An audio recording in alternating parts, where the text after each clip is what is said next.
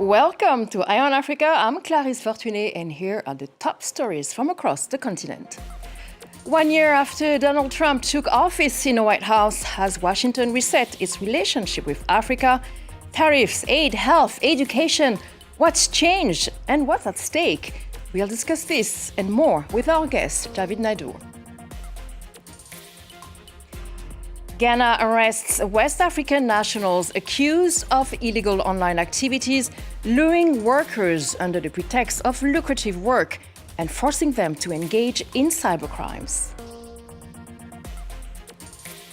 New Africa Cup of Nations champions receive a true hero's welcome in Senegal. Thousands of fans flooded the streets to catch a glimpse of the Lions of Teranga as they paraded through the city following their historic AFCON triumph. So on January 20th last year, Donald Trump was sworn in as the 47th President of the United States. 1 year into office, the US president is under scrutiny over foreign policy priorities, including relations with Africa, from trade tariffs and development aid to health partnerships and education programs. Let's bring in political analyst David Naidu to break down the state of US-Africa relations. Welcome, Mr. Naidu. So 1 year into this presidency, how would you describe the overall state of US-Africa relations? Thanks, Chris. To describe it, it's a difficult one. I would say not the best would be the way I would describe it. In most cases, and just broadly speaking, with the international liberal order, the U.S.'s relations with Africa and broadly the international liberal order has regressed. Particularly in Africa, he's made it quite clear that Africa is not really a priority. Yes, there are some interest in finding a peace deal between Rwanda and the DRC and what's happening in the Great Lakes area, but that's more an economic benefit. But generally speaking, the relationship has regressed. The U.S. has looked more inwards, as it is with most of its interest, and the relations are definitely weaker in this term compared to President Trump's first term and President Biden's in the last U.S. administration. So it's not great, to be honest, Clarice. So as we know, Donald Trump is a big advocate of bilateral relationships. The US-Africa Trade Agreement, AGOA, had time to expire. So do you think there's any country who can say that they have a good relationship with Donald Trump and the US? Oh, yeah, it's a difficult one. I think, firstly, as you mentioned, with AGOA is in the process of being renewed. So it's cleared 2 legislative processes. It's now in the Senate, and then it can go to President Trump. So there's still a while to go. So there might be some hope with AGOA. But our thinking here at Oxford is that, as you mentioned, President Trump will likely look for bilateral relations. And as you mentioned, when we talk about is there any country does he have a good relationship with, then I would say that would probably be Egypt, given the U.S.'s interest in Gaza in the Middle East. It's also a major non-NATO ally. And Kenya, because Kenya has historical ties to the U.S. It's a big buyer of arms and also a major non-NATO ally. So I would say probably those two, because they represent strategic interests, Egypt in Gaza, the Middle East, and Kenya because of the coast, east coast of Africa. So those are probably the two that the U.S. is still maintaining relatively good ties with. Not perfect, but relatively good. And talking about Kenya, over the past month, the U.S. has signed agreements with 16 African countries to provide more than $11 billion in health aid over the next 5 years. Kenya became the first African country to have its healthcare co-funded by Trump's America, and yet Trump had slashed USAID. So to stay with Kenya's example, is it a change of mind or it's just an opportunity? So what's in there for the U.S.? Yeah, it's more of a strategic play there, Clarice, because by getting Kenya to sign up to this deal, it's going to be opening up Kenya's health sector to U.S. providers, pharmaceutical companies, and companies in the health space. Remember, Donald Trump has campaigned on the mega Make America Great Again, that everything should be manufactured in America and American producers. So this provides an opportunity for American companies to go out in places on the continent to sell their goods and services. And as you mentioned with Kenya, yes, they've in principle signed the deal, but there's been some backlash in Kenya about the issues around the logistics of the deal. So it's still a long way to go, but it's more of a strategic interest on the U.S., as we've seen with the Great Lakes conflict, that they're not there because they want to be good Samaritans. They're looking for some kind of strategic value. So talking about strategy, what about Nigeria? President Donald Trump had declared Nigeria, and I quote, a country of particular concern. On Christmas Day, we remember the U.S.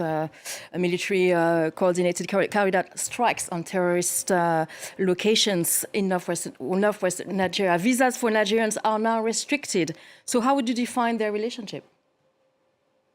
Yeah, I would say Nigeria and with where I am in South Africa, probably those are the two countries that have the worst relations currently with the U.S. Particularly with Nigeria, there's an element of the so-called Christian genocide. Now, I don't want to play that down because there are Christians in Nigeria who do feel they are being targeted. But based on my coverage and talking to colleagues in the country, the terrorism issue in the northern parts of the country afflicts everyone. But obviously, President Trump is playing to his own home base, which is a very conservative Christian base. So by him protecting these Christian rights and against the so-called genocide, he is then, speaking to his own base. And then to top it off, as you mentioned, with the visas, this also goes all the way back to last year. Nigeria, President Tinubu pushed back against a migration deal in which the U.S. wanted to send unwanted migrants, illegal migrants, to Nigeria. The U.S. have signed deals with Ghana, Rwanda, Uganda, and Nigeria was the first country to push back and say, no, we don't want this. So I think this is all part of a broader play by the U.S. put pressure on Nigeria to say, you need to help us, solve this problem. And they're also using the pretext of security to try and get what they want. And quickly, do you think an African response, or at least a Nigerian response in this particular case? Yes, I think Nigeria holding firm, and I think Africa is doing quite well considering how the Trump presidency has gone. We're seeing African countries, so it's a blessing in disguise. I do think we're taking a bit more agency. I think African countries are taking a bit more responsibility, and Nigeria particularly are trying to stand firm and show some leadership. So I think in a way, the Trump presidency is definitely providing good opportunities for Africa. Thank you very much, Javin Naidu, political analyst. Thank you very much for your insight. And let's stay in Nigeria. The driver charged over the car crash that injured boxer Anthony Joshua and killed two of his friends has appeared in court. Adeni Mobulaji Kayode was driving the former two-time heavyweight champion car, and Latif Ayodele and Sina Gami when their Lexus SUV rammed into a stationary truck. Kayode faces multiple reckless driving charges as well as a charge of driving without a license, to be continued as the case has been adjourned until February 25th.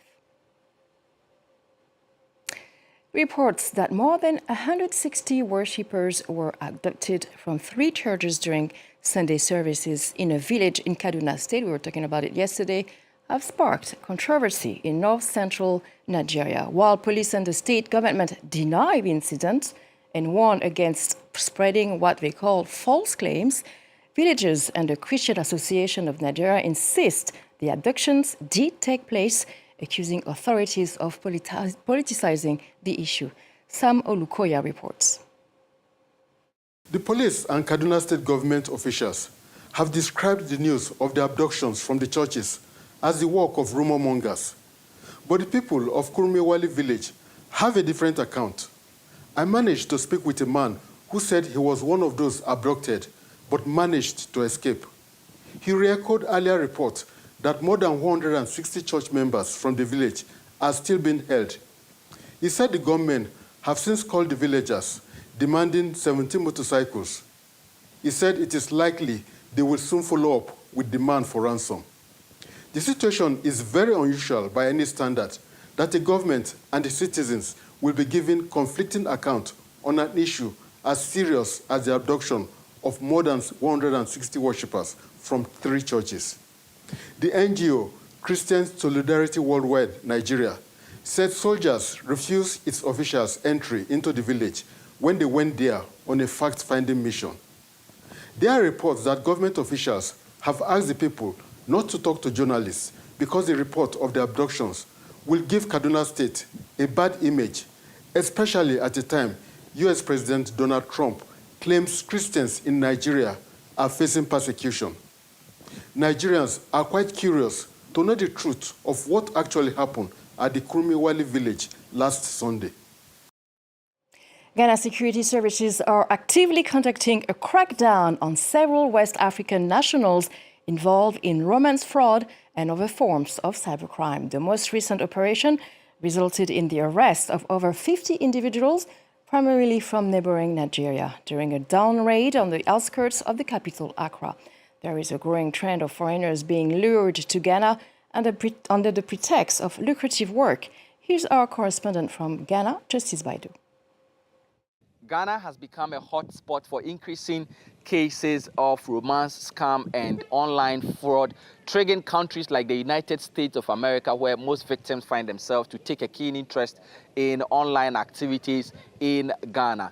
America has, for example, deployed its intelligence agencies like the FBI to work with the recently formed Cyber Security Authority in Ghana to help address the menace. The authority, in its latest swoop, rounded up close to 50 persons who were engaged in all manner of activities. Many of these persons have been lured from Nigeria into Ghana under the guise of getting employed and instead deployed into these activities of defrauding people under false pretense. Well, some of them were kidnapped from other countries before they were brought here. So we are working with their embassies and their envoys that are in the country to try to see how we can integrate them back into their country. But for those individuals who are found to be the ones behind the activity, we hand over them to the law enforcement agencies like the Ghana Police Service and to investigate it and take the necessary action in terms of prosecution if necessary. Romance scam is where a victim is encouraged to send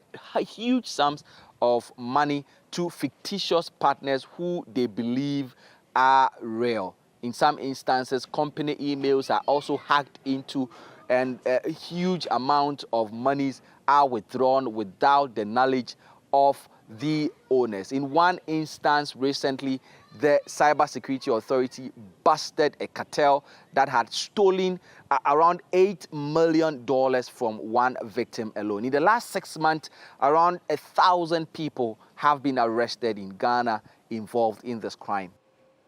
Now, it was a true hero's welcome as Senegal celebrated its Africa Cup of Nations champions. Thousands of fans flooded the streets to catch a glimpse of the Lions of Teranga as they paraded through the city following their historic AFCON triumph. For many, this victory transcends football. It represents a moment of unity and national pride as Senegal proudly celebrates its second ever AFCON title. Aminatou Diallo. Dakar is a sea of green, yellow, and red tonight, the colors of the national flag. Thousands upon thousands of Senegalese have poured into the streets. Some climb lampposts, others wave flags from balconies, all united in their support and determined to catch a glimpse of their champions. I'm standing along the main parade route as the Lions of Teranga make their way through the capital following their historic AFCON triumph. From the early hours of the morning, fans began gathering along the main roads leading to Dakar's presidential palace, where the team is set to meet President Bassirou Diomaye Faye and senior officials to be decorated with national honors. The up-and-top bus traveled nearly 30 kilometers through back street as thousands of Senegalese turned into massive numbers to support the team and follow them all the way up to the presidential palace. For many supporters, this victory is far more than football. I've been outside since 7 a.m., just driving around non-stop in order to see Sadio Mane. We went to greet the players at 8 a.m. sharp. We followed them on the highway. We travelled a long distance to see them. We were waiting for the players. Some of us didn't sleep yesterday or even the day before. We're super excited. We're very happy. We're here to welcome our Lions because they made us proud. Go Lions! Tonight, Senegal is celebrating more than a continental title. It is celebrating unity and national pride, marking its second ever AFCON victory. And I'm sure Senegal will continue to celebrate for many more days to come. And this concludes today's edition of Eye on Africa. Thank you for joining us. Stay tuned for more news.